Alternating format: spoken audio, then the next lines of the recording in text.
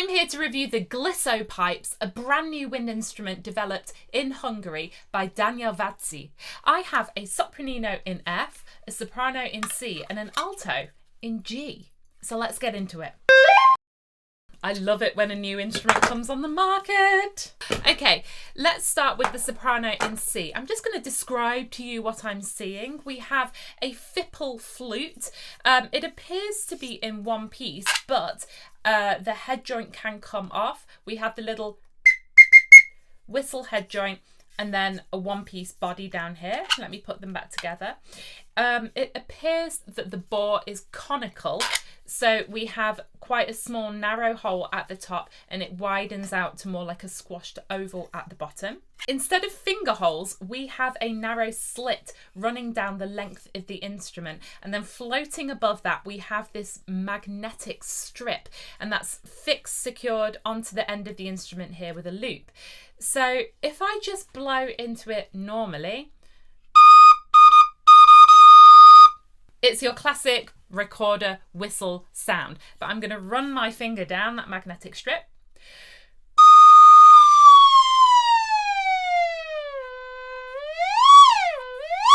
Hello! Yeah, the idea of the GLISSOPIPE is that it's a wind instrument, but you can play completely glissando-wise. I've been playing around with these for a while, and there's quite a few different ways we can approach this. So why don't I just have a bit of a play for you?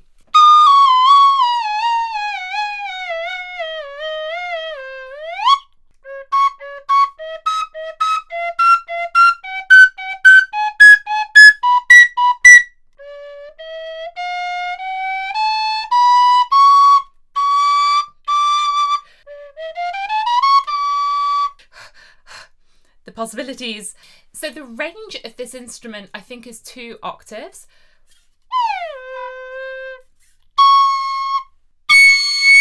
And it overblows very easily at the octave. This is similar to a whistle. It takes me a bit of a while to get used to as a recorder player. If I imagine I'm playing a B, I want to swap over to my second finger to play the C. But of course it sounds lower because my finger's lower on the magnetic strip. That is purely a recorder player brain thing. Oh, let's just play the other 2 for you. The sopranino in F. I love that this one's green.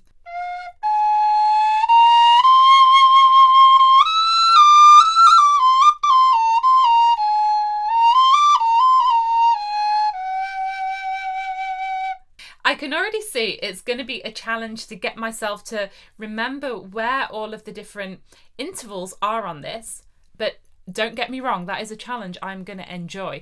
And the sound, the tone of even this high sopranino is really mellow and sweet.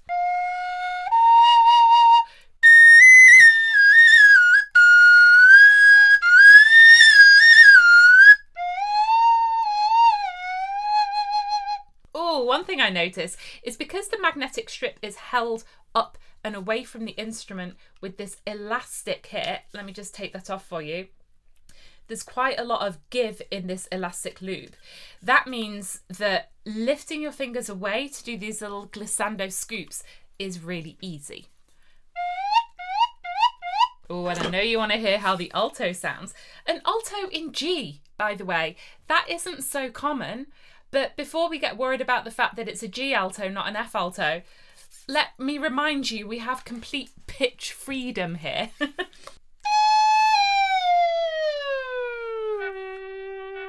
Nah, let's just check, is that a G? Beautiful.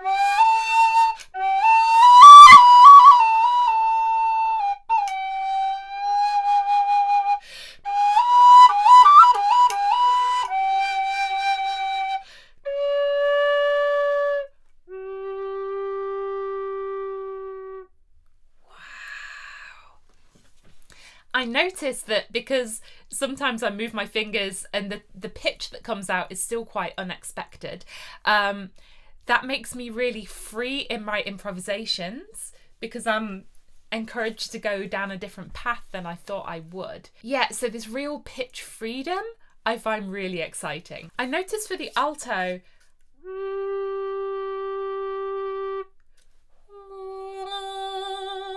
the tone is very refined actually. It is quite narrow. As soon as I blow more, we only need a little push to go up to that higher octave. The way I'm playing it now, it's not an instrument that you can give like la on the bottom octave, but that's okay. I also do notice I have to press quite a bit harder to completely close the magnetic strip on the alto rather than the smaller instruments because it's a longer strip. There's more to kind of keep down. So let's look at a couple of different ways of playing these. I can hold the bottom with one hand and just use one finger to run up and down the strip. Ooh, I could even take the strip off and lift that up and down. Play with my right hand. Play with the left hand. And play with both hands like a recorder.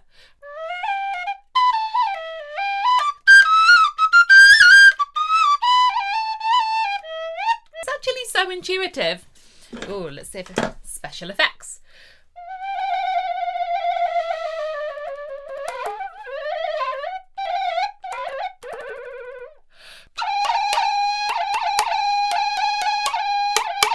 Ooh, strumming.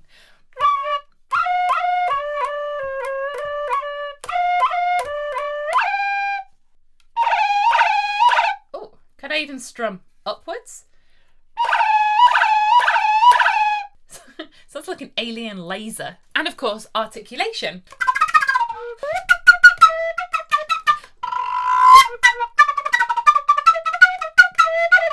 It's so cool. It reacts like a recorder. Obviously, it has the ease of overblowing like a whistle and the kind of intuitiveness for your fingers. It has a really nice range of articulation, a bit more like a Renaissance instrument. But of course the special effects, the glissandi, the weird verbally trill strums. Whoa. So let's talk a bit about how these came to be. The GLISSOPIPES were developed by Daniel Vazzi. He is a saxophonist and a composer and an instrument inventor. The glissopipe is not his first instrument. The glissonic family includes the glissotar, which is based on the soprano saxophone, and the glissoflute and glissobow are in the works. In fact, this glissando premise can conceivably be used with any wind instrument mouthpiece. Speaking of the mouthpieces, what are they made of?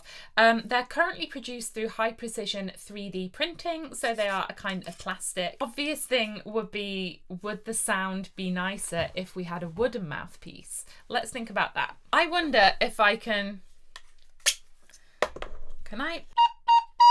let's see if I can, okay, I've got a recorder mouthpiece on the Sopranino.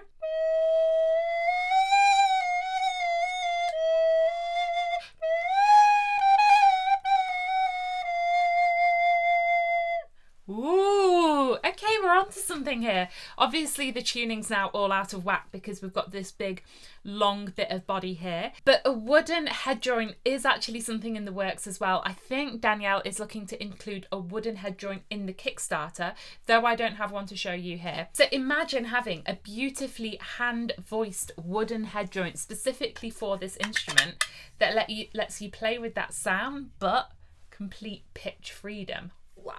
So who can GLISSOPIPES be useful for? Beginners who are still developing the fine motor skills needed for feeling and closing the recorder holes. I often see with really young pupils, they can't yet feel the holes, yet alone keep them closed. So this could be a nice step in between. Music classes. It could be really fun, a fun tool in music education because you can easily create all those kinds of special effects as easily as discrete notes for some creative group compositions. And here's the big one, ear training. To get those notes in tune, it requires you to develop real oral skills. I can imagine benefits of this at any level, bringing it to my conservatorium students for intonation exercises, asking younger recorder students to play along with me and match my pitch, hearing the distance of a fifth, and not just putting your fingers in the right place and pressing it. For really young children, it could also be useful to learn musical concepts such as high and low, up and down, fast and slow, loud and soft. Finally, just that being creative. I love that you can seamlessly throw in these little slides and glissers within my folk tune.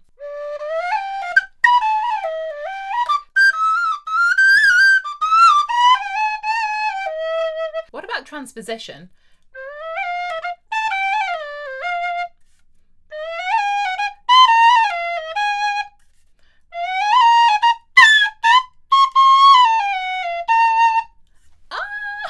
Within a limited range, you could conceivably move your fingers up and have everything move up a semitone or a tone, because the distances of the intervals are the same, aren't they?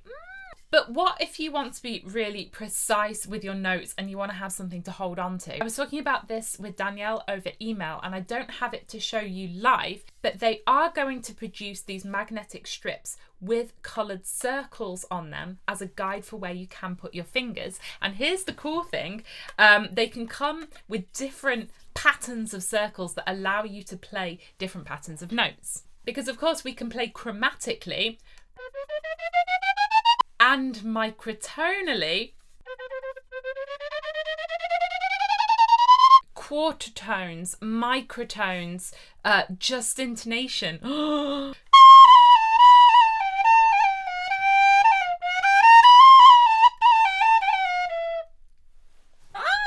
So let's go back to playing it with one hand.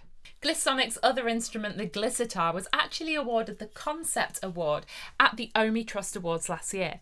If you don't know OMI, the One-Handed Musical Instrument Trust, I did a video with them a while ago about their chromatic one-handed recorders. So the GLISSOPIPES, you could play with one hand setting your fingers down.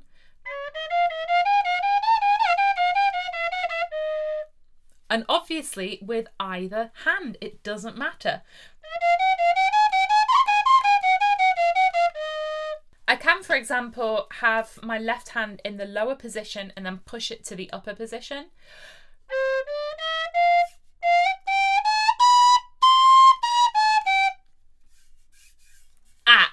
For bringing my hand back down to that lower position, we would need some help, maybe a stand or something that doesn't mean I'm going to pull it out of my mouth. So that is one thing that would be useful. You can also use just one finger. I'm going to hold the end and depending on your physical mobility, maybe it's useful for you to use a tool.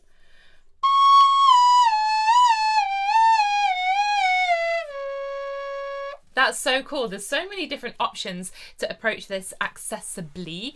And while we're talking about accessibility, I also love that they have included ways to make these instruments more financially accessible. Speaking for the Glissotar, they have the Travelling Glissotar program where experienced musicians can borrow an instrument and then pass it on in exchange for some promotion. So this is perfect for teachers or band leaders, for example. Or if you're a beginner or you just want to try one out before buying, there's also the Worldwide Ambassador Programme, which links up prospective buyers with ambassadors who have a Glissotar to try. So where to get one of these? I know you're going to be asking. The GLISSOPIPE is gearing up for its Kickstarter. If you're interested, it would really help if you go to their page and register your interest, for free of course, on their Kickstarter page. It looks like that's going to be launching in March, and then you can be one of the first people to get your hands on a GLISSOPIPE. By the way, I just want to say, I think they are going to be selling them in orange, white and blue. I have orange, yellow and green, but I think these are prototypes and maybe they just know that green is my favourite colour. Finally, this came in the package as well, and Danielle had to explain it to me, but this is the coolest thing I've ever seen in my life. Look at this. A glissonado.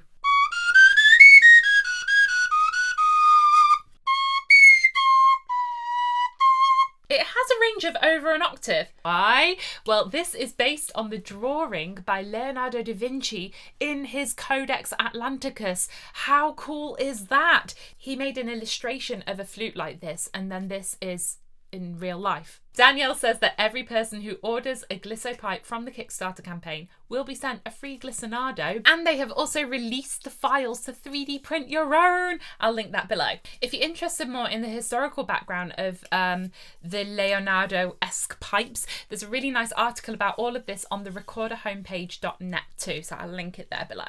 I'm so curious to hear what you all think of these instruments. If there's something you want me to demonstrate, let me know and I can post that as a vertical video on the various platforms. And just while we're here, until the 6th of February, all of my books, The Hal Leonard Recorder Method and My Favourite Melodies, they're all 15% off on musicroom.com if you use the discount code TEAMRECORDERHOLES15. Don't worry about remembering it, I'll put it in the description. So thank you so much to Danielle for sending these to me. Special shout out to my best friend Dodo Kish, who is Hungarian, and every time I interview a Hungarian person on Team Recorder, she leaves me a little voice note so that I can pronounce their name properly. As always, don't forget to subscribe. Team Recorder is funded by our Patreon supporters, so if you want to support the channel, that's over here. Here's some more videos. Thanks for watching. Till next time, bye!